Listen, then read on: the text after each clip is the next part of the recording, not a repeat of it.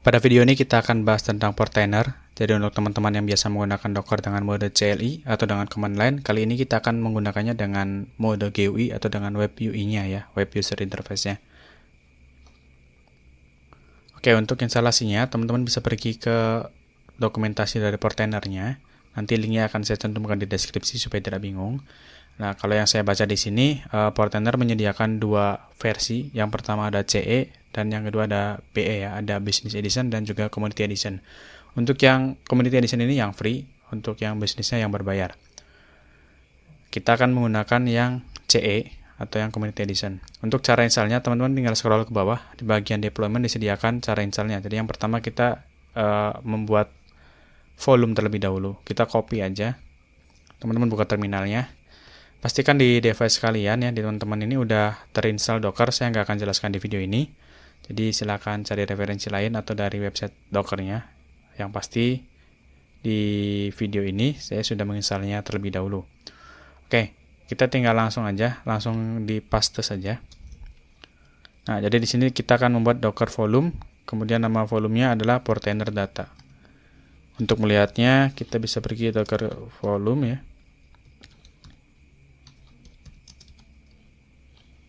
Nah, di sini bisa teman-teman lihat ada portainernya, lokal ya, driver lokal, volumenya portainer data sudah terbuat. Untuk selanjutnya kita akan buat kontainer untuk portainernya. Jadi sebenarnya portainer ini jalan di kontainer juga. Oke, di sini kita akan langsung paste aja. Oke teman-teman, pastikan di device kalian atau di device teman-teman ini ya. Untuk port 8000 dan port 9443-nya itu kosong. Kalau misalkan udah dipakai oleh service lain, ini teman-teman bisa ganti portnya, disesuaikan dengan yang kosong gitu.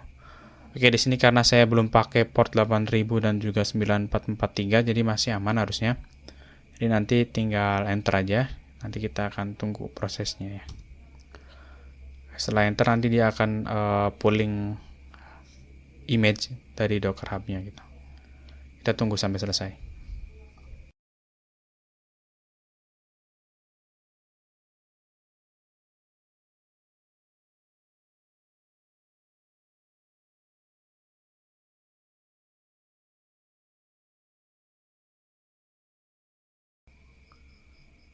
Oke, di sini sudah terinstall. Untuk memastikan sudah terinstall, kita coba cek kontainernya ya. Oke, kita lihat teman-teman. Oke, di sini sudah terinstall ya, ada portainer. Oke, untuk mengaksesnya kita akan buka di port 9443. Karena ini di lokal, jadi saya mungkin pakai localhost saja ya.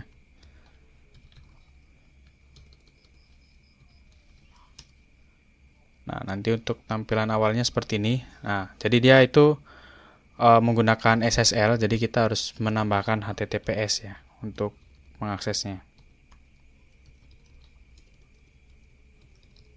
Ya, seperti ini teman-teman. Oke, advance, kita lanjut.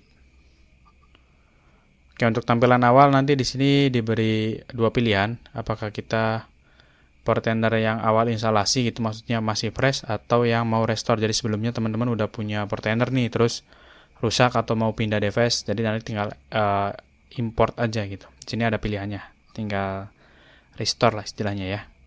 Oke, karena ini masih pertama kali, jadi kita pilih yang new portainer installation untuk admin, untuk usernya admin, untuk passwordnya bebas, silahkan disesuaikan.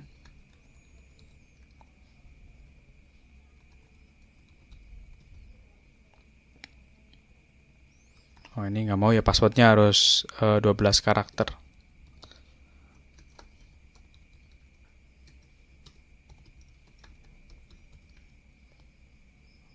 Masih nggak mau, sebentar.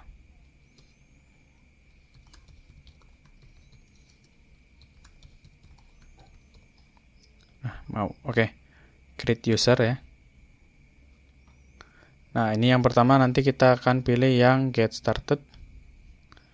Nah, nanti untuk lokal Docker kita akan terbaca langsung di portainer seperti ini. Kita refresh dulu ya. Nah, ketika teman-teman klik pada bagian lokal, maka akan tampil kontainer-kontainer yang ada dalam host yang kita install Portainer ini. Di sini saya sudah menginstal ada 3 kontainer ya, keterangannya bisa dilihat di sini. Nah, jadi untuk 3 kontainer ini sebenarnya untuk Portainernya juga dia pakai kontainer, jadi kelihatan gitu ya. Cuma untuk yang Portainer itu nggak bisa diapa-apain, jadi untuk aksesnya dari Portainernya terbatas untuk kontainer Portainernya sendiri gitu. Jadi kalau mau manajemen kontainer Portainernya, teman-teman harus masuk dari CLI.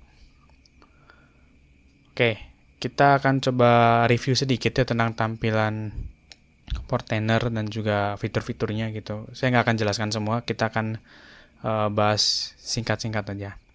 Oke, jadi pada bagian dashboard tadi ya, untuk yang dashboard tadi nanti akan tampil lokal kontainer kita, Docker kita. Jadi ada apa aja di dalam host kita ini nanti bisa kelihatan di sini ada tulisannya lokal gitu. Begitu kita klik nanti akan masuk ke kontainer kita gitu, ke Docker kita. Dan ini ada keterangannya semua di sini gitu.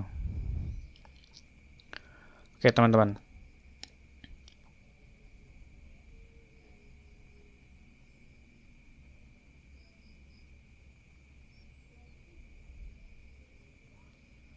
Oke, pada bagian dashboard teman-teman bisa melihat informasi untuk jumlah kontainer, stack gitu, terus untuk volumenya, image dan networknya teman-teman bisa lihat di sini. Untuk bagian kedua di sini ada template ya. Template ini teman-teman bisa langsung bikin atau ngedeploy kontainer langsung gitu. Misalkan di sini teman-teman pengen yang kita ambil contoh yang gampang aja, biasanya web server ya, misalkan HTTP, HTTPD atau Apache ya. Teman-teman tinggal klik, terus di sini kita kasih nama. Jadi yang biasanya teman-teman bikin itu dengan Docker create atau Docker run. Nah, di sini bisa langsung gitu dengan web UI-nya. Misalkan kita beri nama, nah ini misalkan juga web ya. Oke, terus untuk networknya modenya bridge. Nah, untuk network ini saya sudah pernah jelaskan di video sebelumnya. Mungkin teman-teman bisa cek aja. Atau nanti mungkin saya bikinkan satu playlist ya di channel ini untuk yang belajar Dockernya gitu ya. Oke, di sini pilih administrator aja atau mau spesifik restrict, ini terserah teman-teman. Di sini saya pakai yang administrator aja. Nah, untuk admin-nya teman-teman bisa cek karena di device lokal saya ini port 80-nya udah kepake, jadi saya akan arahkan ke mungkin port 99 ya. Jadi 99 ini port hostnya dan 80 itu adalah kontainer yang HTTP-nya yang nanti akan kita buat gitu. Nah, untuk misalkan teman-teman pengen mounting volume bisa juga di bawah. Jadi di sini ada pilihan yang auto, volume atau yang bin ya.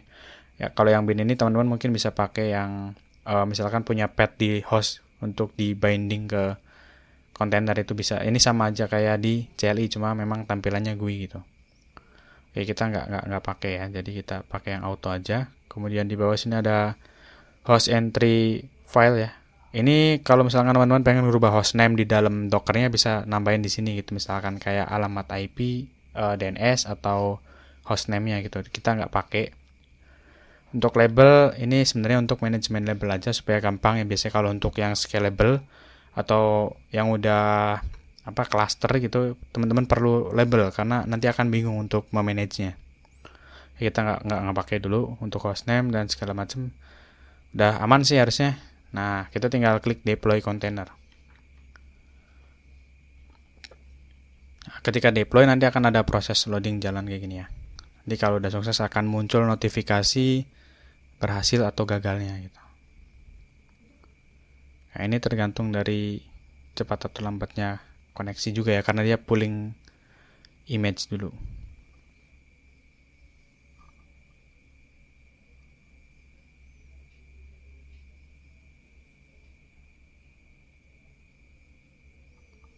Oke. Kontainernya udah berhasil dibuat, jadi ada notifikasi suksesnya. Dan kalau kita lihat di bagian kontainer listnya, nanti kita akan punya kontainer baru yang namanya juga web. Untuk image-nya dia pakai HTTP ya. Nah, kemudian port publish-nya di 99. Oke, sekarang coba kita akses ya. Karena ini di lokal, jadi saya akan gunakan localhost lagi. Portnya 99. Oke, it works-nya. Ini tampilan dari HTTPD server yang berjalan di kontainer. Ya, kira-kira seperti itu. Untuk bagian image, teman-teman bisa sorry tadi template ya, berarti stack dulu. Nah, untuk stack ini bisa dipakai kalau misalkan teman-teman menggunakan Docker Swarm. Nah, nanti kita akan bahas di video terpisah untuk Docker Swarm-nya. Ya, mudah-mudahan nanti cepet ya waktu untuk buat videonya. Oke, di bawahnya ada tab container yang tadi ya, container list, kemudian ada image. Nah, untuk image teman-teman barangkali butuh image yang istilahnya pengen di pull gitu, kayak misalkan coba kita contoh ya, kita lihat Docker yang Docker Hub.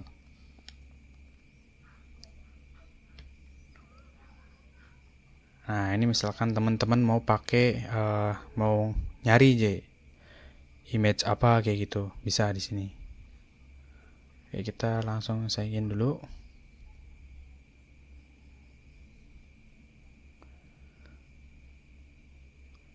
Oke, misalkan kita pengen nyari ini. Sebentar, kita akan coba cari di bagian sini.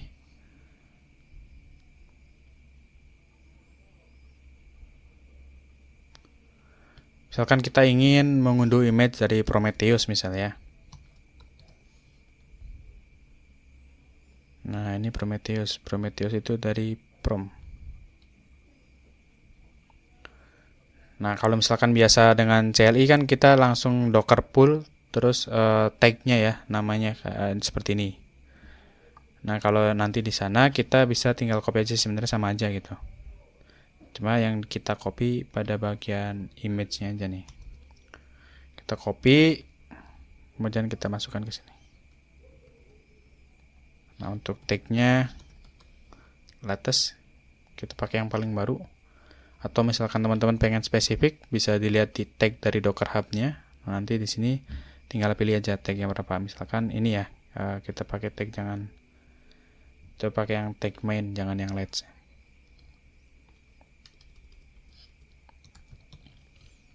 Nah, ini untuk registrinya. Jadi kalau misalkan teman-teman punya akun sendiri, nanti bisa ditambahkan, tapi by default memang bisa secara anonimus ya. Setahu saya seperti itu. Nanti mungkin teman-teman bisa baca-baca lagi. Untuk advanced mode-nya kita lihat, ini udah skip aja, bisa. Kita langsung simple mode aja, kemudian langsung pull image. Nah, ini sama aja sebenarnya, dia nge-pull kayak dengan Docker CLI gitu. Cuma dia versi GUI-nya, jadi lebih lebih user experience-nya lebih gokil lah.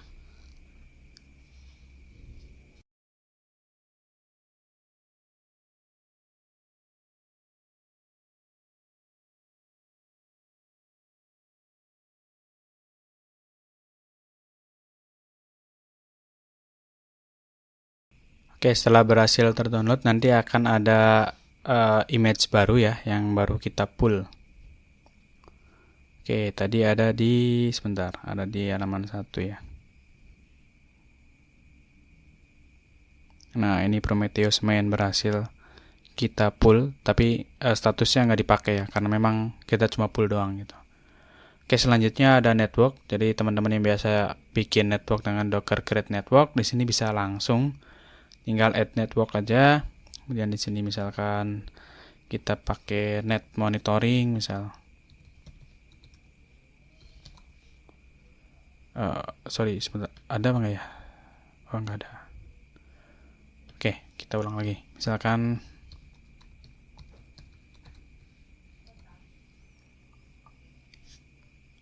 net monitoring gitu, terus modenya misalkan bridge gitu ya, atau ada MAC VLAN, ada IP VLAN, ada banyak. Teman-teman bisa pilih. Nah, untuk subnetnya teman-teman bisa tentukan.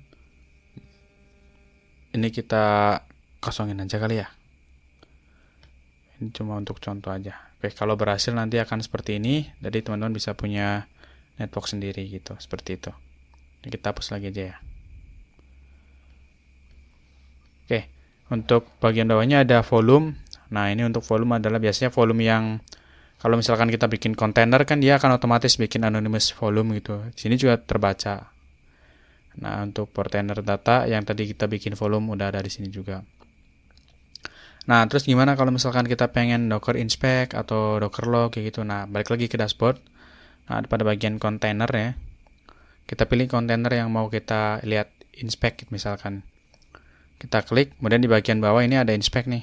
Kita tinggal klik inspect, nanti bisa dilihat sama aja kayak Docker inspect gitu ya. Nah, bisa dilihat kayak misalkan hostnya, networknya dan segala macam. Atau gimana kalau misalkan pengen masuk atau pakai Docker exec? Nah, ada juga di bawahnya. Pada bagian konsol ini sama aja kayak Docker exec. Nah, ini biasanya tinggal pilih kan bin bash atau bin sh gitu. Kita langsung coba aja ya untuk langsung connect. Nah, ini sama aja. Jadi ini web server yang tadi kita jalankan di kontainer. Nah, bisa kelihatan ya. Terus kalau misalkan mau lihat log juga ada, Docker log gitu. Jadi ini memang benar-benar tampilan GUI dari Docker aja gitu.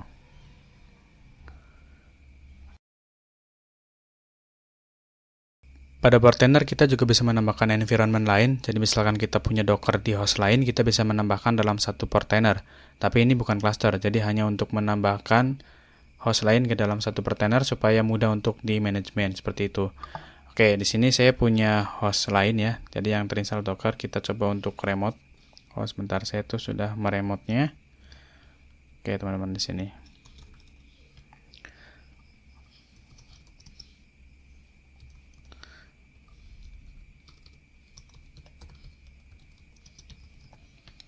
Oke, jadi saya punya kontainer di host lain juga. Nanti kita akan coba untuk memasukkan Docker ini dalam portainer yang di sini gitu. Jadi kita akan coba pergi ke tab environment. Kemudian pada bagian environment, teman-teman klik add environment. Kita pilih yang Docker standalone. Karena kita nggak pakai ini ya, Docker Swarm atau Kubernetes gitu. Atau kalau misalkan teman-teman pakai yang ini cluster bisa, tapi ini bayar. Oke, pilih yang Docker standalone, start wizard. Nah, karena tadi kita hostnya berjalan di Linux ya, untuk komputer Docker yang di host lainnya itu di Linux. Jadi kita pilih yang Linux dan WSL. Atau kalau misalkan teman-teman jalan di Windows, bisa klik yang Windows WCS ini. Nah, kita pilih yang Linux Windows WSL. Nah, di sini kita tinggal copy command aja. Jadi nanti pada host yang akan kita tambahkan environment-nya akan diinstalkan Portainer agent gitu supaya kebaca di Portainer ini gitu. Oke, kita langsung jalanin aja. Docker mindi jalan di port 9001 ya. Langsung enter, kita tunggu sampai selesai dia pulling image.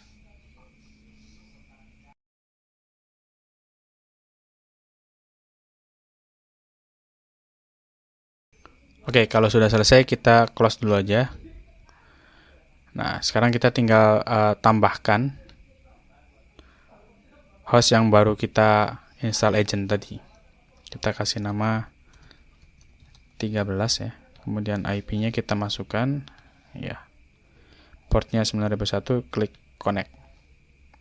Environment created sudah sukses. Untuk lihatnya teman-teman bisa pergi ke home. Kemudian ada bagian bawah 13. Nah, ini sama aja. Cuma ini beda host. Seperti itu teman-teman. Bisa dilihat juga. Fiturnya sama ya. Oke. Kira-kira seperti itu teman-teman. Nanti mungkin pada video berikutnya saya akan coba bahas untuk Docker ini ya. Stack ya. Dan juga nanti mungkin kita akan bahas Docker Swarm dan juga networknya di Docker Overlay di video berikutnya. Oke, terima kasih teman-teman. Selamat mencoba. Semoga bermanfaat.